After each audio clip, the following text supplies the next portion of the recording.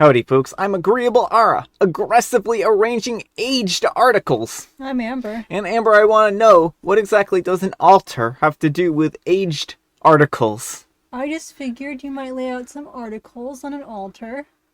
Amber has a very different understanding of what an altar is than I do. Let's get started. Alright, folks, and our first letter is titled, Am I the Jerk for Lying About Being Gay, Even When My Boss Gave Me an Okay? The way I count because I don't want this to be on my fitness account. I'm a 27-year-old male, and my best mate, Goofy, a 26-year-old male, has always been a Muppet. But he still somehow always gets the girls. He doesn't know 11 by 12, 132, and still gets girls. He works as a dumb bricklayer, but he still gets the girls. I'm sorry, but this wound is still fresh. He is tall, muscular, blonde guy with blue eyes. Blah blah blah, every girl's dream, blah blah blah. His personality is very much blah as well. I am also tall and athletic, but I'm brunette. Kind, funny, charming, and a lot of things that Goofy is not. Goofy is a jerk, he gets a lot of girls and hooks up with a lot of them and doesn't stay with them. I am always kind to get girls that I hook up with, and I leave them a £5 note if I'm inclined to leave them while they are asleep. Somehow, he still gets the hottest girls that are my type, and I don't get many girls. Anyways, for the past couple years, I've been trying to get close with this one bird. I pretended to be gay to get closer to her. This worked so well, and I recommend this method for you other lads reading. I even got to sleep in the same room as her one night. Recently, about 6 months ago, I revealed to her that I was bi instead of gay, so that she would know that I was available. She loved me, trusted me. What could go wrong? Well, we were out at a bar, just me and a few pints, and in the corner I happened to see my useless friend surrounded by hotties as usual. I tried to get away before he could see us because I knew that he couldn't resist the hottest woman in the bar, but he had already locked onto her and made his way over. This buffoon then asked me if this was my niece. I think that he thought stupidly that would attract her like it did with the other dumb blondes that surrounded him. When I told him no, and that we were friends, he asked me why I would be friends with a girl. Apparently, I only got close to girls that I hook up with. My girl laughed and told him that I was gay and that I didn't fancy her. This useless guy started to laugh at her, and then between snorts said, "Gay? This homophobic guy?" I'm not homophobic at all. I love gay and trans and furry people. I don't think Goofy knows what that means, to be honest. Well, 2 years have now been wasted. When I next saw him, I gave him a piece of my mind. And he said that he couldn't possibly have known. I told him that it was because he functioned like a mini fridge. The gorilla asked me what functioned meant. And he told me that it was wrong to lie about being gay and horrible that I always pick on him for being dumb. I asked my gay boss when I was in the office next time if I was the jerk and explained the whole situation, and he just laughed with me. Goofy thinks that I'm a jerk, but it's funny because he's so obviously wrong. Am I the jerk? Only asking so that I can show him the comment section. Alright, folks, what do you think? Yes, OP, you're a major jerk. That is cruel and manipulative. And it's also worth noting in the comments that this girl is barely legal. So apparently the girl right now is 18, so he's been working on her for 2 years since she was 16. And this has actually reached a really disturbing level because this involves grooming at this point in time.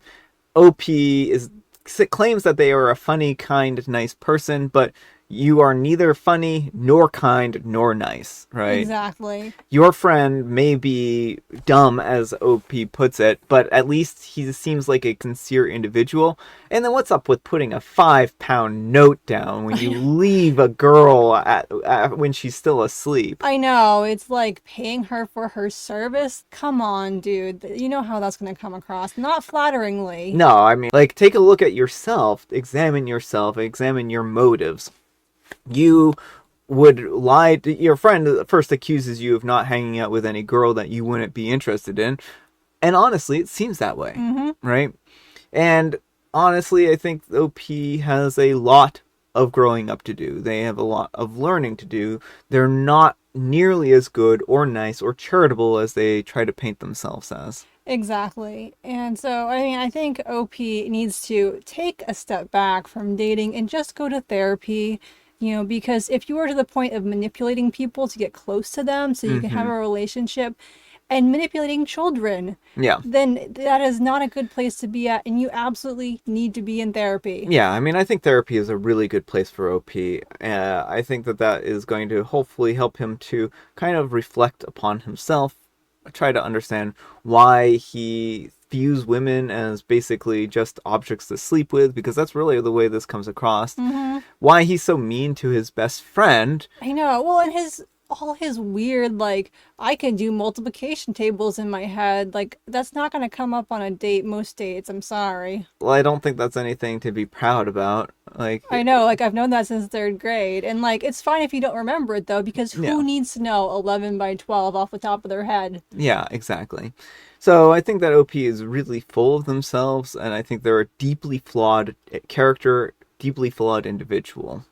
I think that, again, like Amber said, they need to take a good, long, hard look at themselves and understand how they came to this place where they're actively manipulating people. And then, like, oh, 2 years wasted, right? Mm-hmm. Like, he doesn't even seem to care about the loss of a friendship or anything like that. Right. Yeah, and I mean, I think that's the worst part of it is that he was doing all of this just to try and get in her pants. And now that she sees him for the monster he is, he's not upset that she's realized, like, just that she's realized that, oh, he's scum. He's upset because all these years I spent pursuing her and I didn't get that. Yeah. And then, okay, one last thing. I know picking on this guy a lot, but he deserves Yeah, it, he right? deserves it. But when your friend calls you homophobic, maybe there's a reason for that. I know that OP is out there like, oh, well, I don't think he even knows what this word means, right? But maybe he does. Well, and the way OP lumped furries in with gay and trans people, that's Patient, something, right? yeah, that's exactly the type of thing that someone homophobic would say. Well, I mean, I don't know. And I just think that OP should take some time to reflect on why their friend feels this way. Maybe you should ask your friend why they think that you're homophobic. Maybe they can give you some insight here as to what kind of behaviors you've demonstrated that would make them think this. And that might be good to approach for the other character traits. Like, I know OP thinks that he's so kind and generous, but, like, actually talk to people. And do they have that same opinion of you? And I'm going to guess that a lot of people don't. I'm going to guess your friend that you're constantly insulting doesn't think you're all that kind. Yeah. But let me know what you folks think. So anyhow, take care and good luck. Alright folks, and our next letter is titled, Am I a jerk for not telling my family that I could cook and letting them embarrass themselves in front of my in-laws?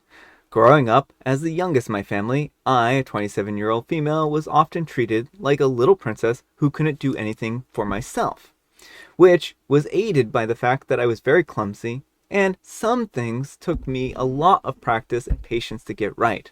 I was the butt end of jokes for my family, and my family loved to tease me and crack jokes about the fact that I couldn't boil water or I was a disaster everywhere I went. They would always say that I could never be trusted in the kitchen and would need to find a man who could cook and clean for me in the future. It was something that I resented, and it did make me feel very self-conscious. I would try really hard not to mess up, but somehow I always seemed to. Moving out and attending college was the best thing that I ever did. I met so many great people, including my husband, and I thrived in an environment where nobody was making fun of me. One of my friends was in culinary school, and she taught me a lot of cooking skills that I could use in my day-to-day life. She was really patient and suggested that I might have something like dyspraxia. She recognized from some of my difficulties as being similar to her brother's. Sure enough, I went to the doctor and she referred me to a specialist to help diagnose me. I have a milder form, which is why it never really caught anyone's attention. I just looked like I was careless and clumsy as a kid. I didn't see or speak to my family a lot during this time. When I did, it was awkward. My husband, then boyfriend, would come with me and sometimes was always so annoyed by the jokes that they would make about me. When we got married, we actually eloped while on vacation overseas with his family. It was amazing and made for a much less stressful wedding. My family and my in-laws had seen each other once or twice before, but briefly. So when my family decided that they wanted to come and see me and stayed for a weekend in a hotel, we decided to host both families, and I cooked. But we didn't announce that until my parents had started making their little jokes and crediting only my husband for the food and the cleanliness of our home. My in-laws were aware of how my family would act, but they didn't realize how little they believed in me. My husband giddily informed my family that they had really made jerks of themselves, that I had cooked the whole meal, and that we had shared the responsibilities.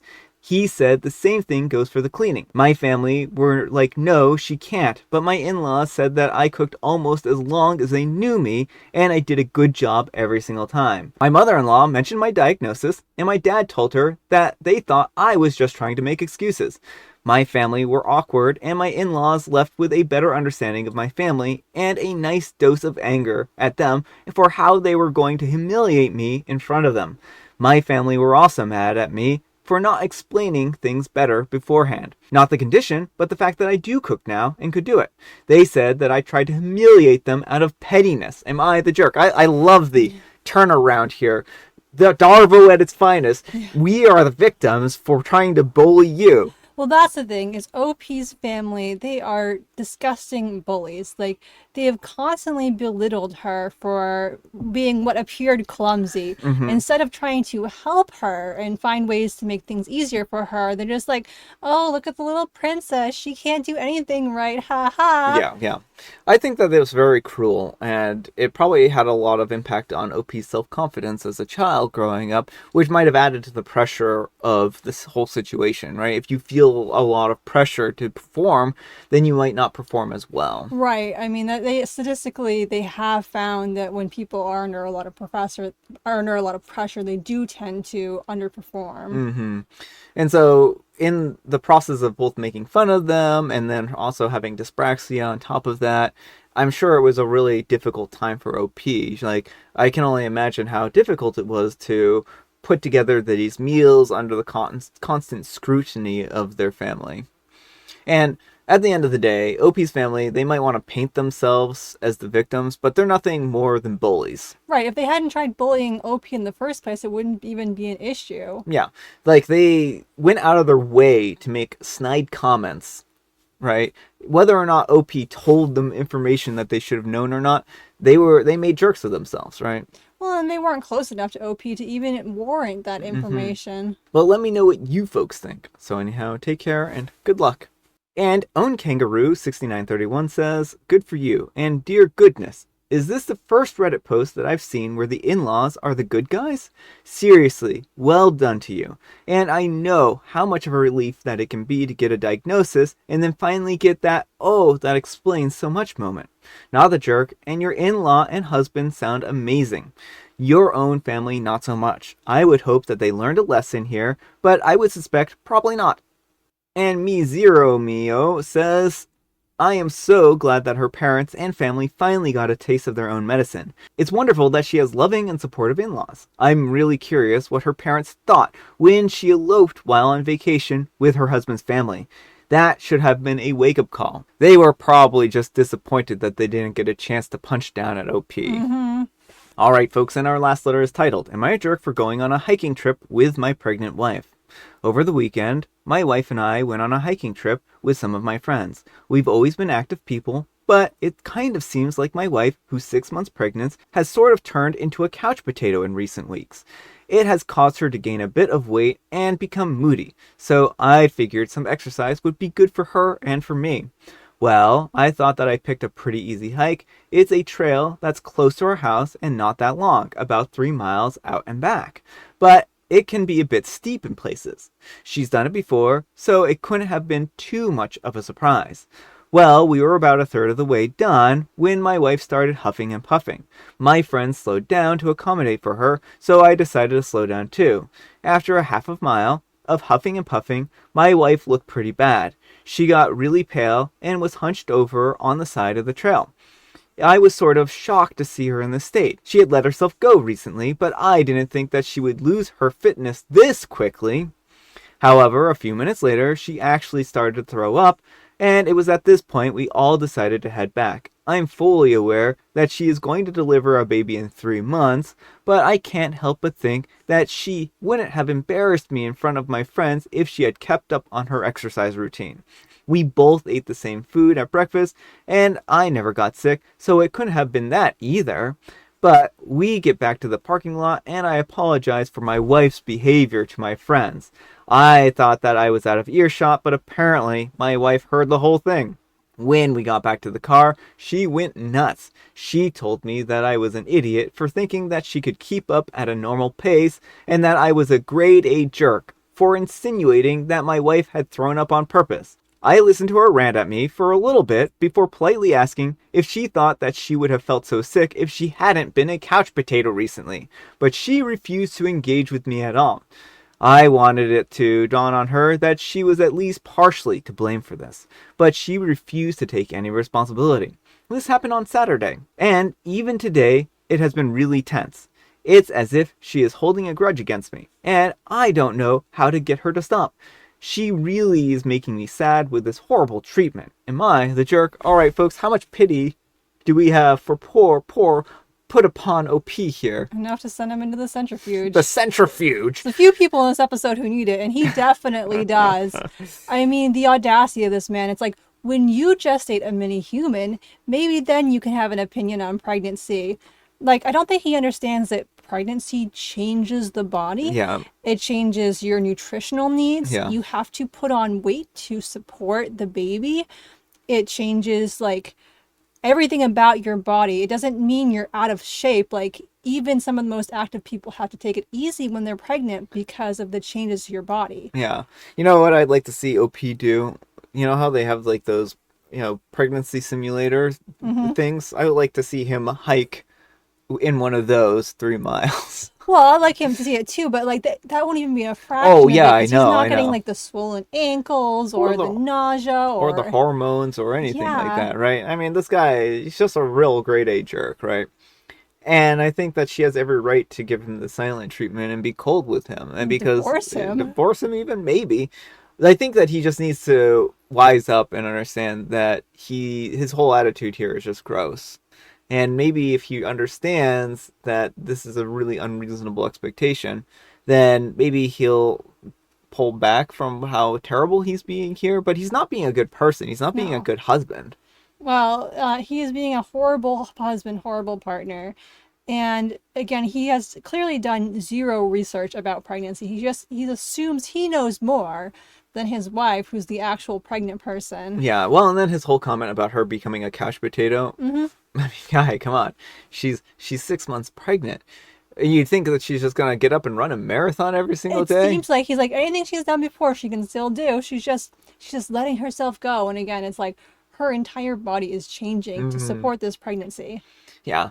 So I think that he really needs to do a lot of deep reflection here and try to understand why his attitude is so gross. But let me know what you folks think. So anyhow, take care and good luck. And Lunar Eclipse 0204 says, I have to say this loud and clear. Your wife didn't let herself go. She is growing another human being in her body, and it's tiring. She needs to relax when she feels like she's tired and not go out and do hikes because you think that she needs it. Also, she is going to gain weight. It's not from being a couch potato, it's perfectly healthy. You would want to be concerned if she wasn't gaining weight. Well, we were about a third of the way done when my wife started huffing and puffing. My friends slowed down to accommodate her, so I decided to slow down too. You thought that she would be able to keep up with a normal pace? You're the jerk. You seriously owe your wife a huge apology. She didn't embarrass you. You embarrassed yourself with your own behavior. Also, she's really making me sad with this horrible treatment. Do you have any remorse for how you treated her? Well, just kind of going off of that comment, like, imagine you spent a day, like, building something all day long. You're going to be tired, right? Her body, she's building something, but literally using her body. Mm-hmm. That is going to be way more exhausting than just, manual labor. Like, it's a whole different kind of thing. Maybe not necessarily more exhausting, but it's a different kind of situation.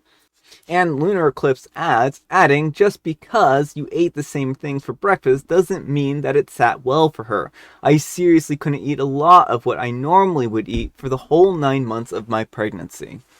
Alright folks, it is tea time. Grab your beverages of choice. I've got some tea right here, and Amber, she allegedly has a joke.